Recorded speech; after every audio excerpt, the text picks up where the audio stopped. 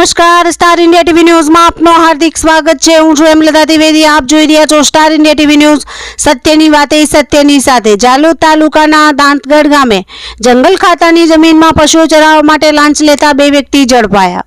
જાલોદ જંગલ ખાતાની જમીનમાં 11 વ્યક્તિઓ પશુ ચરાવવા માટે જતા હતા, ત્યારે સુરેશ દિલીપસિંહ બારડ, બીટગાર્ડ પેતાપુર તેમજ સુનિલ રવજી પારગી ફોરેસ્ટ ખાતામાં રોજમદાર ટોળી ફળિયું દાંતગઢ દ્વારા જંગલ ખાતાની જમીનમાં પશુ ચરાવવા માટે એક વ્યક્તિની દીઠ 2000 રૂપિયાની માંગણી કરેલ હતી, ત્યારે સુરેશજી દ્વારા એક વ્યક્તિને પશુ ચરાવવા 1000 રૂપિયા લાંચ નક્કી કરી 11000 રૂપિયાની માંગણી કરેલ હતી, ત્યારે એક જાગૃત નાગરિક લાંચ આપવા માંગતા ન હોય આ અંગે એસીબી પંચમહાલનો સંપર્ક કર્યો હતો।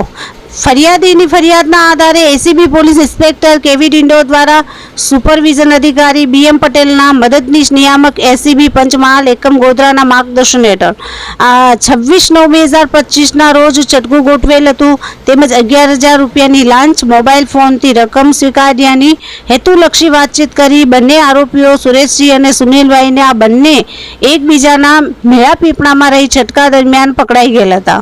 Star India TV news Jhalod reporter Pankajbhai Pandit, जिला दाहोद।